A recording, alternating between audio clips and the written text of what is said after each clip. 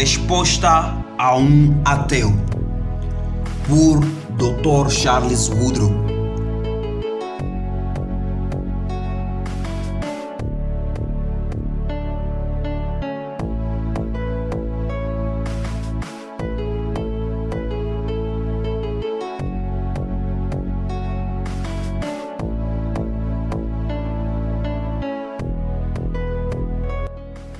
Sobre provando a existência de um Criador inteligente, sua existência devia ser tão óbvia que exigindo uma prova não tem sentido.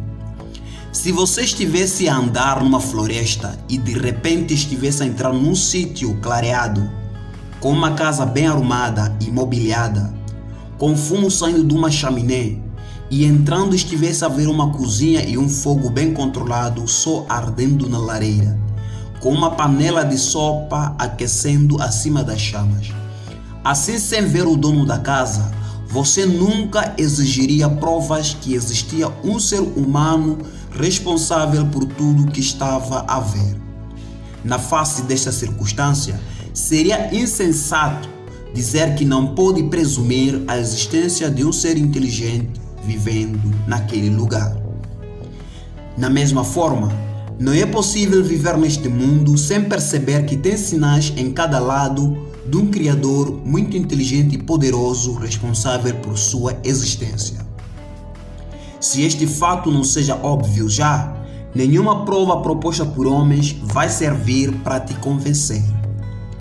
Mas se realmente duvida da existência de Deus, tenha cuidado. Pode ser que você não consiga ver o que é óbvio aos outros, porque um poder maligno e maior do que qualquer homem tem ganho o controle da sua mente. Como você diz, conhece bem a Bíblia, já sabe que o livro de 2 Coríntios 4:3-4 explica este fenômeno, dizendo que se o Evangelho de Cristo está escondido a alguns, é porque Satanás cegou os olhos deles para que a luz da glória de Deus não chegasse a eles. Sobre sendo um ateu, isto não é uma posição suportável por qualquer pessoa governada por lógica. Você pede provas que Deus existe, provas que não são necessárias, visto que é óbvio.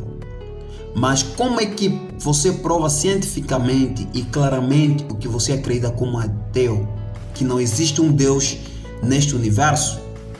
Você já esquadrinhou cada canto de todas as galáxias para verificar que não existe nenhum Deus em qualquer parte? Para dizer que Deus não existe, você tem que primeiro conhecer tudo sobre o universo inteiro. Dizendo que Deus não existe sem primeiro fazer isso é só acreditar num sonho, no seu coração, sem provas. Dito numa outra maneira, se eu perguntasse se Lila Mae Woodrow existe, você não poderia dizer não, simplesmente porque você não a conhece. Sobre o valor da Bíblia, seria cansativa tentar refutar todas as dúvidas que tem sobre ela.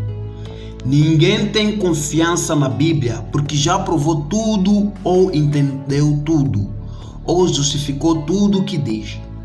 Não há tempo e vida para fazer isso. Além do fato que muitas coisas na Bíblia ultrapassam a compreensão do homem ou estão fora da sua ciência. Eu cheguei ao ponto de acreditar na Bíblia porque experimentei o poder da Bíblia em levar-me a conhecer Deus pessoalmente, de reconciliar-me com o meu Criador, de transformar Deus de um juiz irado comigo por causa dos meus pecados num Pai Celestial que cuida de mim como um filho. Você não experimentou isso até agora, mas espero que possa mudar sua posição para com Deus, humilhando-se e pedindo o seu perdão, em vez de arranjar ainda mais motivos na parte de Deus para te castigar. E sim, este castigo é o destino de quase todos os seres humanos, como você demonstrou nos seus comentários. Mas se Deus usar a Bíblia para fazer a mesma obra maravilhosa na tua vida que fez na minha vida, vais mudar tua atitude para com a Bíblia. Mais tarde, na minha experiência cristã, depois de conhecer a Bíblia melhor, descobri ainda outras coisas admiráveis sobre ela, que só podem ser explicadas por dizer que Deus controlava os homens que a escreveu. Primeiro, profecias extraordinárias cumpridas. Só Deus sabe o que vai acontecer 100 ou 1000 anos no futuro. Só Ele pode ser o autor destas profecias cumpridas. Segundo, coerência. Embora fossem mais que 40 autores escrevendo as Sagradas Escrituras durante 1400 anos, eles concordaram nos seus ensinamentos numa forma inexplicável, se não por invocar que todos foram controlados por um só autor, Deus. Terceiro, os tipos de Cristo. O Velho Testamento está cheio de exemplos, pessoas ou eventos que prefiguraram a vida e ministério de Cristo, como por exemplo o Cordeiro de Páscoa ou a pessoa e vida de Moisés. Mas como podia existir estas pessoas e estes eventos prefigurando o Cristo e depois ser inclusos na Bíblia por escritores ignorantes da vida e ministério de Jesus, se Deus, que conheceu o fim da Bíblia desde o seu princípio, não fosse o autor não somente da Bíblia, mas também da história humana? Quarto, os antepassados de Cristo. Tantas pessoas cujas histórias foram inclusas na Bíblia eram os antepassados de Jesus, a figura principal e o foco da Bíblia. Mas como foi que os autores soubessem que estas pessoas, vivendo centenas de anos antes de Cristo, deviam ser inclusas na Bíblia e não outras?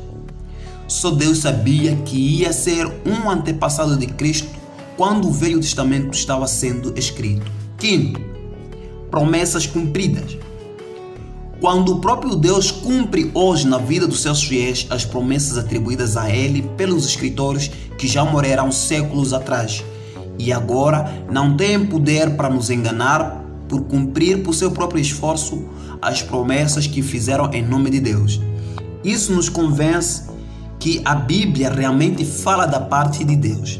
Ele aceita as promessas atribuídas a Ele na Bíblia, como se fossem obrigações verdadeiras na parte dele. Sexto, ciência. A Bíblia falou sobre coisas ainda não descobertas pelo homem na época quando foram escritas. Sétimo, arqueologia. Confirma os lugares e eventos narrados na Bíblia, que não seria possível se fossem lendas e não eventos verdadeiros. Sétimo, a perspectiva sobre os judeus. Embora a Bíblia fosse escrita por judeus, os autores não glorificaram os judeus, mas os reprovaram severamente. Quer dizer, escreveram da perspectiva de Deus, não dos judeus. Os autores teriam organizado maneiras de exaltar a si mesmo e não reprovar. Oitavo, a perspectiva sobre o homem. Embora os autores humanos fossem homens, a Bíblia não exalta o homem, mas o reprova severamente. Quer dizer, sua perspectiva é de Deus, não do homem, porque o autor guiando os escritores era Deus, não homens. Oitavo, seus resultados. A Bíblia faz senso. Sua doutrina se prova muito útil para pessoas que a obedecem, sejam africanos, europeus, chineses, americanos ou pessoas de qualquer outra cultura em qualquer época. Nono, sua longevidade. A Bíblia nunca precisou de ser revisada desde seu princípio. Depois de 3.000 anos e 400, ainda está lida diariamente por milhares das pessoas. Aguentou a prova dos séculos. Nenhum outro livro desde a antiguidade está em uso hoje, muito menos por tantas pessoas em cada parte do mundo. Décimo, seu poder sobrenatural. A Bíblia tem um poder sobrenatural para transformar as vidas dos seus leitores.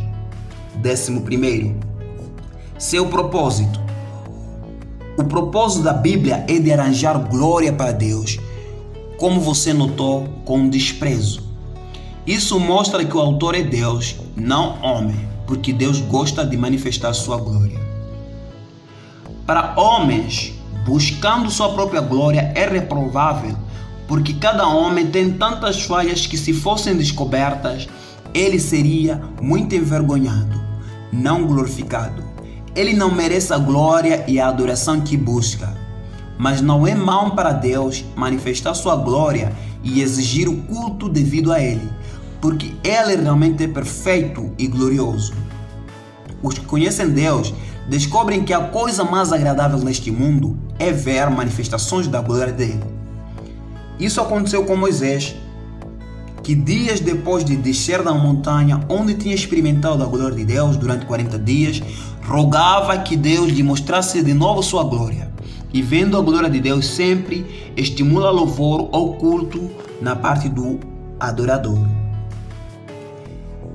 Embora você possa ter muitos obstáculos prevenindo que possa reconhecer que a Bíblia é um livro sobrenatural, minha experiência é que existe muito mais prova na Bíblia, exigindo que a Bíblia seja recebida como um livro tão extraordinário que nenhum homem podia a ter produzido.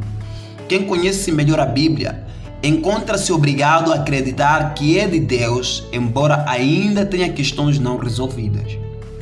Sobre desprezando e rejeitando Deus por não satisfazer seus requisitos para Ele. Por exemplo, você não pode aceitar um Deus que mata crianças. Quando você fala assim, está a cometer o erro que você próprio despreza. Você só aceita um Deus que lhe agrada.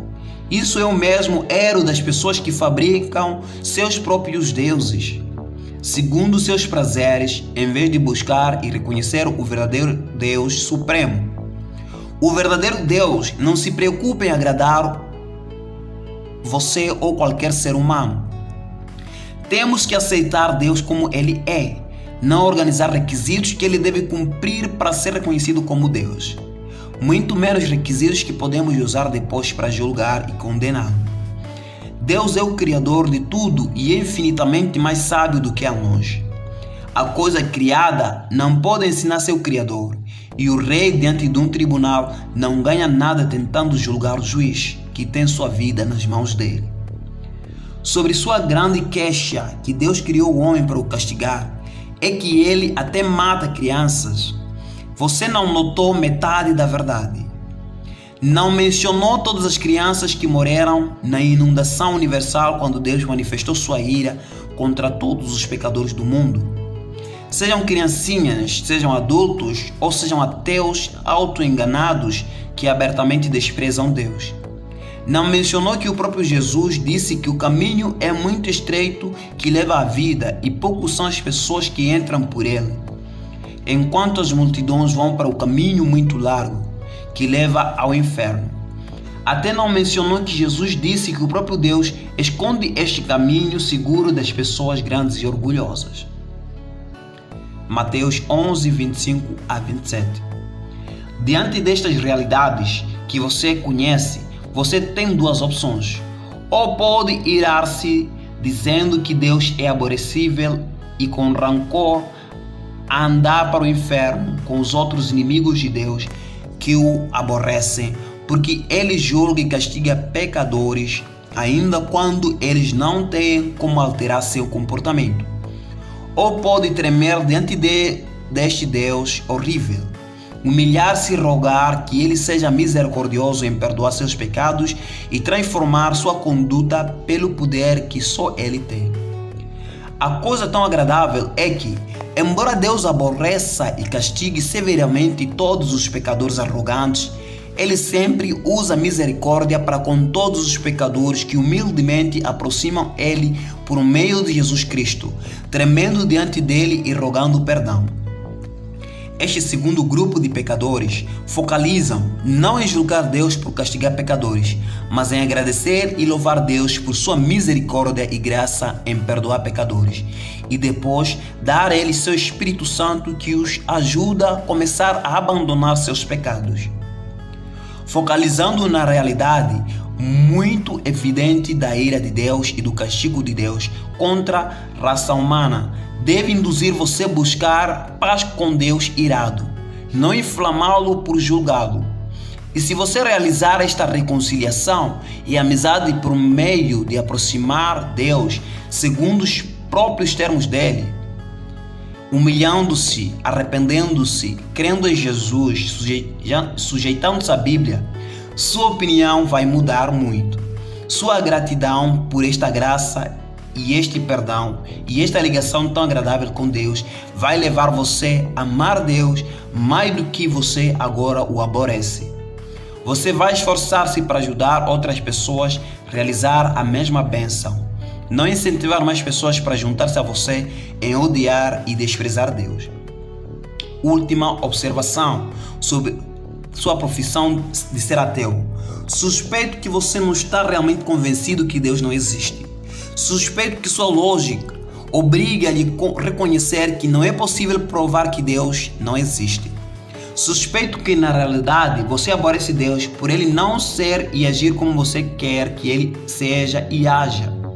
Suspeito que por causa disso você tenta ferir ele, menosprezando-o até o ponto de declarar ele morto, insignificante e inexistente.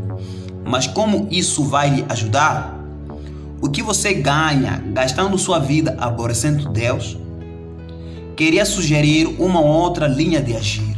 Rogue que Deus acabe de esconder-se de você, que Ele lhe dê aquela fé sem a qual não é possível agradar a Deus. Rogue que Ele se manifeste na sua vida